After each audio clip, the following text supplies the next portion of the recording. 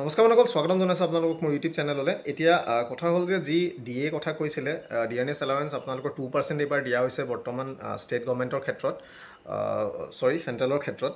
চেণ্ট্ৰেলৰ মানে কি আৰু ষ্টেটতো 2%ই দিব। চ' চেণ্ট্ৰেল গভৰ্ণমেণ্টৰ যি ঘোষণা কৰা হৈছিলে তাৰ অফিচিয়েল অৰ্ডাৰ আজি আহিছে আৰু সেইখনৰ মতে তেওঁলোকে পাব 53 পৰা যিটো ইনহান্স হৈ পেলাই 55%, 2%। তাৰ তেওঁলোকে সেই ইনহান্স ৰেটত তেওঁলোকে পাব ফ্ৰম এপ্ৰিল, আৰু মাৰ্চ মাহতে তেওঁলোকে মাৰ্চৰলৈকে যিটো জানুৱাৰী ফেব্ৰুৱাৰী মাৰ্চ 3 মাহৰ যিটো এৰিয়াৰ থাকে তেওঁলোকে সেই বস্তুটো মাৰ্চ মাহতে পাব। প্ৰথমতে দেখাই লওঁ অৰ্ডাৰখন, চাই লওক। যিটো দি আছিলে নতুনকৈ 2% দিয়া, 15% পৰা 2%।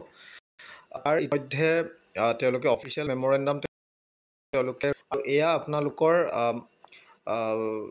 মিনিষ্ট্ৰী অফ ফাইনেন্স এক্সপেণ্ডিচাৰ ফালৰ পৰা ওলাইছে ডিপাৰ্টমেণ্ট, আৰু ইয়াতে লিখা আছে যে revision of rates of dearness allowance to central 125। তো 1/2025 পৰা ইফেক্টিভ হ'ব।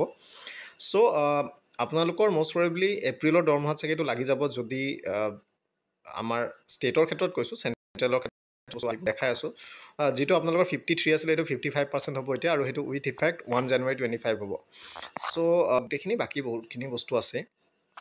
চ' ইয়াতে আপোনালোকে president is please two decide the term basic ইমান ডিয়াৰনেছ এলাৱেঞ্চ ফ্ৰেকশ্যন 50 পইচা।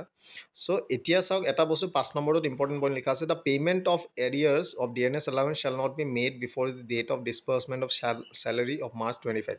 চ' তেওঁলোকে কৈ দিছে যে এৰিয়াৰ অৰ্থাৎ জানুৱাৰী ফেব্ৰুৱাৰী আৰু মাৰ্চ, এই 3 মাহৰ তেওঁলোকে এৰিয়াৰ পাব।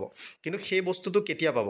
এতিয়া চাওক, সেই বস্তু লিখি দিছে যে payment of arrears of dearness allowance shall not be made before the date of disbursement of salary of March 25। অৰ্থাৎ মাৰ্চৰ চেলাৰীটো যেতিয়া এমপ্লয়ীখিনিক দিব, মাৰ্চৰ চেলাৰী বিল দিয়াৰ পাছত তেওঁলোকে যিটো এৰিয়াৰৰ বিল হয় জানুৱাৰী ফেব্ৰুৱাৰী মাৰ্চৰ, এই 3 মাহৰ যি এৰিয়াৰ হয় তেওঁলোকে এক কোটাতে পাব। অ'কে, চেণ্ট্ৰেলৰ ক্ষেত্ৰত মই কৈছোঁ কথাটো, সেইটো তেওঁলোকে মাৰ্চৰ বিল যেতিয়া দি দিব, মাৰ্চৰ বিল দিয়াৰ পিছত তেওঁলোকে এৰিয়াৰটো লগে লগে তেওঁলোকে দি দিব পাৰিব। চ' এইটো বস্তু তেওঁলোকে তাত দি দিছে। এতিয়া যদি আমি ষ্টেটৰ ক্ষেত্ৰত যদি ক'বলৈ যাওঁ,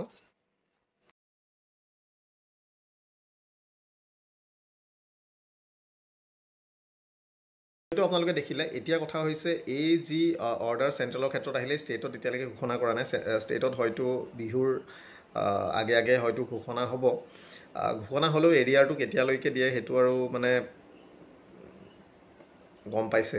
চ' যি কি নহওক, সোনকালে যদি হৈ যায় ভাল হয়, কিন্তু এতিয়ালৈকে যিহেতু হোৱাই নাই আৰু কি ক'ব, টাইম লাগিব। যিহেতু আজি চেণ্ট্ৰেলৰ অফিচিয়েল যিহেতু আহিছে, চ' হয়তো সোনকালে ষ্টেটৰ ক্ষেত্ৰতো এইটো বস্তু কৰিব পাৰে। বহুতেই বস্তুটো সুধিছে যে পঞ্চায়ত হ'লে সেইটো নোৱাৰিব নেকি ঘোষণা কৰিব? তেনেকুৱা নহয়। দিয়ে বস্তুটো, সেইটো কৰ্মচাৰীৰ ক্ষেত্ৰত সেইটো প্ৰত্যেক চৰকাৰৰ দায়বদ্ধতা থাকে, সেইটো MCC লাগি থাকিলেও সেই বস্তুটো কৰিব পাৰে।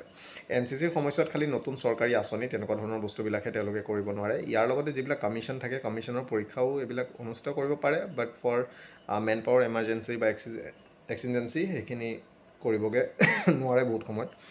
চ' যি কি নহওক, যিহেতু আপোনালোকে দেখিলেই গোটেই ইলেকশ্যনৰ শ্বেডিউলখন দিয়া হৈছে। চ' মাৰ্চৰ শেষৰ ফালৰ পৰা হয়তো পৰীক্ষা অনুষ্ঠিত হৈ যাবগৈ পাৰে, নহ'লেও জুনৰ 1 তাৰিখমানৰ পৰা আপোনালোকৰ ভাইভা হওক, গোটেই পৰীক্ষাখিনি ষ্টাৰ্ট হৈ যাব। চ' প্ৰিপেৰেশ্যন একেবাৰে নেৰিব, প্ৰিপেৰেশ্যন বহুত ভালদৰে কৰি থাকক। আৰু যিটো ইনহান্স ৰেট আছে সেইটো আমি আশা কৰিছোঁ যে ছিংগল ইনষ্টলমেণ্টতে একেলগেই যাতে ড্ৰ কৰিবলৈ দিয়ে, সেইটোৱে বিচাৰোঁ। এইটো আৰু এটা যদি পাৰ্ট কৰি যদি এমাহকে ল'বলৈ দিয়ে, এইটো আৰু কামতো নাহে পইচাটো। চ' তেনেকুৱা ধৰণৰ বস্তু এটা। বাকী থাকিলে আৰু ইলেকশ্যনৰ কথা, ইলেকশ্যন যিহেতু ঘোষণা কৰিলে, চ' বৰ্তমান সময়ত কষ্ট হ'ব বহুতখিনি, অফিচৰ বহুতখিনি এমপ্লয়ীৰ বহুতখিনি যথেষ্ট কষ্ট হয়। চ' সেইবিলাক আৰু কৰিও লাভ নাই, হৈ যায়। চ' বাকী ইনহান্স হৈ গৈছে 55লৈ, বহুত কম হ'ল বাৰু।